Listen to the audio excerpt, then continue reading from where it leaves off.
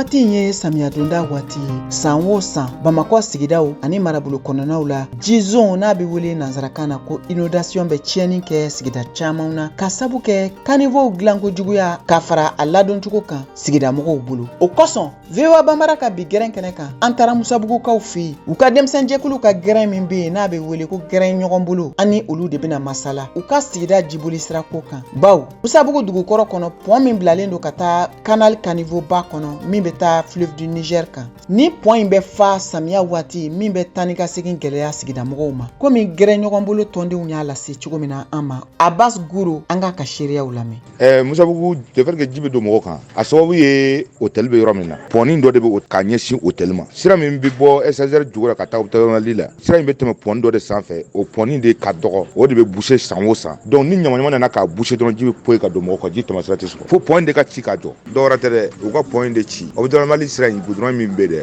ka pont bonya ka don canal la min bɛ ka Baginda périmètre irrigation dɛ a bɛ taa bila o de la tant que n'o ma ci ka jɔ solution tɛ ji solution foyi t'a la. Fatumata Nabo ale fana ye tɔnden dɔ ye. An ɲɛ b'a la ni samiya sera aw ka kɔn in bɛ fa awa min bɛ ka gɛlɛyaba de lase aw ka sigida mɔgɔw ma. E ye gɛrɛn ɲɔgɔn bolo tɔnden musoman dɔ ye. Ɲinan samiya la aw kelen don ka mun ɲɛsigi. Si foyi kɔni t'an ye an b'a deli Mali faamaw fɛ se bɛ fɛn fɛn u ka fɛɛrɛ kɛ ka kɔ in labɔ wa fo an bɛ sira san nali ka d'an ye mais an bɛ sira ni san nana ji bɛ don mɔgɔw kan mɔgɔw ka fɛnw bɛ cɛ fo dɔw bɛ obligé ka yɛlɛ so sanfɛ de ka taga loger yen nɔ u ka fɛɛrɛ kɛ ka kɔ in nɔgɔ labɔ ji k'a tɛmɛ sira sɔrɔ n'o kɔni kɛra o bɛ diya an ye vraiment. Mulayi Guro ɲɔgɔn bolo o chef de grain don a da sera nin pont in gɛlɛya ma min binnen don u ka sigida mɔgɔw kan. An bɛ samiya donda la kɔ bɛ fa ji bɛ don mɔgɔw kan an yɛrɛ wulila an ye boliboli caman k'a la salon yɛrɛ an ka boliboliw fɛ an ye Musabugu démarcher ka Yirimajɔ démarcher ka Sirakɔrɔ démarcher komi kɔ in bɛ tɛmɛ olu bɛɛ fɛ pour an ka fara ɲɔgɔn kan an ka se ka kɔbolo dilan an ye lettre kɛ ka adresser gouvernement na u yɛrɛ kun ye layidu t'an ye fo ka na kɔ dilan mɔgɔw kɔni nana ka na kɔ lajɛ mais vraiment a baara ma kɛ kɔ in problème fanba ye min ye o ye tuyau min bɛ bɔ canal jukɔrɔ ka taa fleuve du Niger la o tuyau in de ka dɔgɔ parce que ji min bɛ bɔ fo Sirakɔrɔ ani ɲamanɲamanw de bɛ jigin ka na balan tuyau da la a bɛ fa bon san o san an muso wajiniw yɛrɛ an bɛ a labɔ mais o si t'a ɲɛ a bɛ tila ka fa tuguni bon o de ye tuyau in ka bonya pour que ni ɲamanɲaman nana cogo o cogo a ka se ka tɛmɛ ka taa fleuve Niger kɔnɔ so n'o tɛ solution foyi t'a la. Mulayi aw minnu bɛ Musabugu ya aw kɛlen don ka mun de boloda ɲinan samiya la walasa kɔ in bɛ fa cogo min na ka degun lase sigida mɔgɔw ma aw ka se ka dɔ bɔ o la. An kɛlen don ka fɛɛrɛ mun tigɛ an mɔgɔ ɲuman minnu bɛ dugu kɔnɔ an bɛ se o ma n'u y'u bolo fara fara ɲɔgɔn kan an yɛrɛ bɛ fara ɲɔgɔn kan an bɛ fɛɛrɛ kɛ ka don kɔ in kɔnɔ k'a labɔ ka mobili ɲini ka na ka ɲama ninnu cɛ ka taa n'a ye. An ye min sɔrɔ bi gɛrɛn kɔnɔ ka lase aw ma o de tun ye nin ye aw ni ce aw ka kulomajɔ la aw k'an bɛn VOA Banbara ka gɛrɛn wɛrɛ kɛnɛ kan.